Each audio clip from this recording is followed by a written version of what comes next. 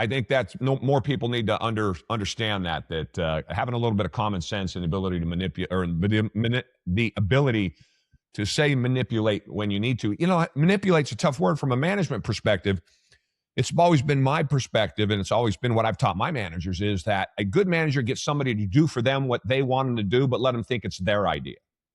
So you don't need any of the praise. You don't need any, you set your ego aside, let them have it all. As long as they're doing what you want them to do, let them fly. What would your take be on that? 100%. And I run into so many people because of their own ego. They can't get themselves out of the way. Yeah. It's like, do you want to win the battle or you want to win the war? It's like, focus on the outcome.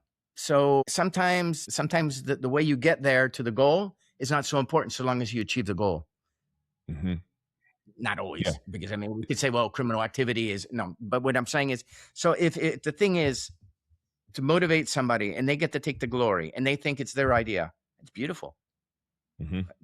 That's perfect. Because at the end of the day, I'm the owner of the company, and guess who's going to make most of the profits? That's right. Right. No problem. Yeah, that's the misnomer. The glory.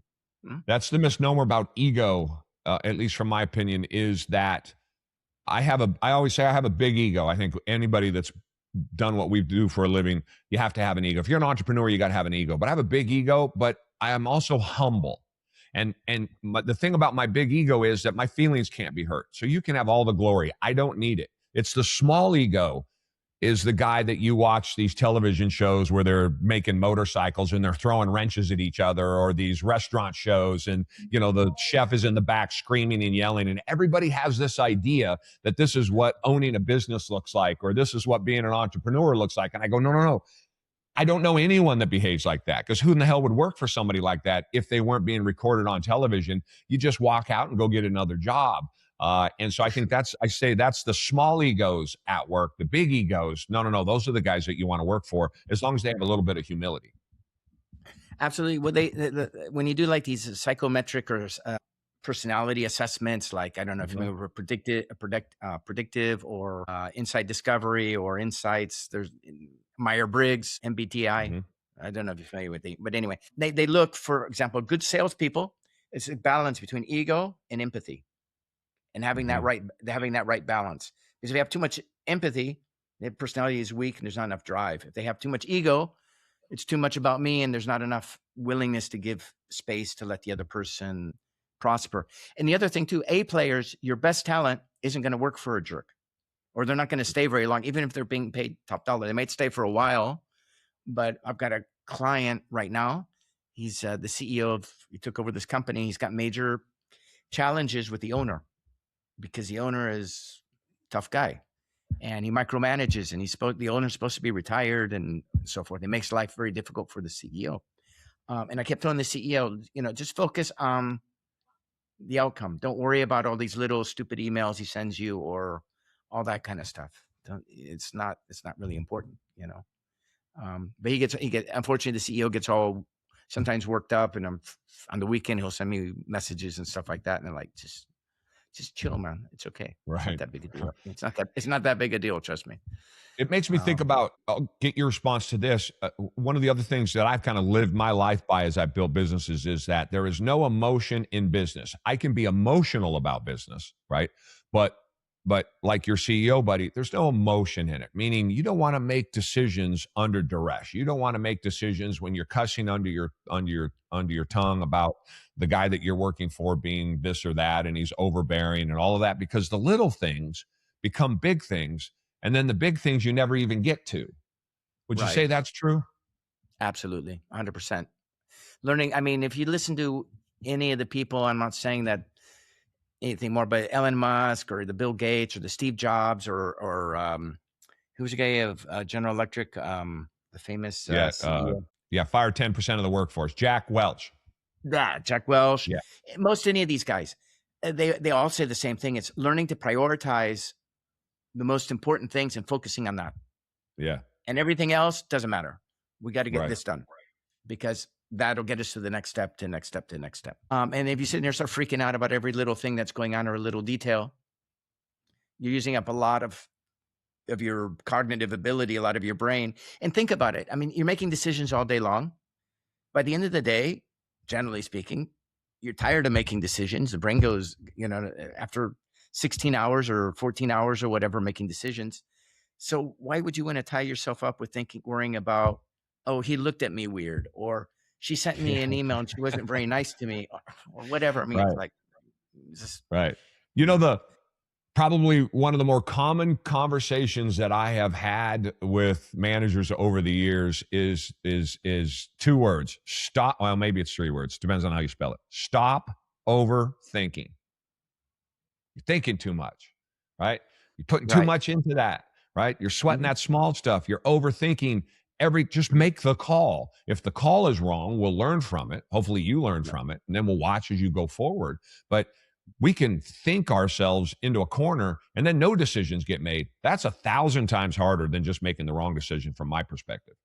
Absolutely. And what I was thinking about, like, I don't know if you've tried using it, Jerry, to get business strategies or ask questions, and you plug in all these APIs and all this data and stuff.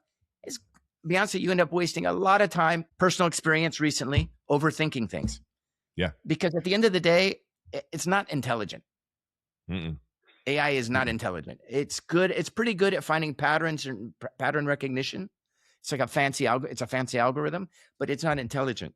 And if you go to GPT chat, it's going to tell you something usually very different than Claude. And I'm talking about using the paid versions, not even, Yeah, right. And they don't agree. And so you have to use your own common sense. Say, well, does that make sense? Does that really fit my client's profile? Or most of the clients I've had over the last whatever period of years, does that fit them? Is that the problem that needs to be solved? They're like a AI to me, and I'm a heavy user of AI in multiple contexts, but they are time savers. That's why they're idea generators, and they're time savers. And they're time savers in the context that I just had this conversation with my team. I have a Sunday night call every night at 9:00 with my team. And just last night, I was just having this conversation about, if I don't go through and put in detail and teach that AI what it'll just spit out at you about anything, let's just some basic business function, right? Getting an SBA loan. Well, it can only go out and get what's written. What it can't get, no matter how many people are out there talking about it, is, as you and I know, the world is never black and white. The rules are never the rules. The rules are 100% gray, and there are ways around everything if you spend time doing it. They have no context for any of that. I'll tell you a quick story. My taxes were 177 pages, and this was the first year this year that I got the taxes from my accountant, and I told him, he's been with me for 25 years, I'm going to run him through the AI. I'm going to run through an AI. And the AI came back and it found 7 problems. And the 7 problems, so I go back and I was like, I found 7 problems.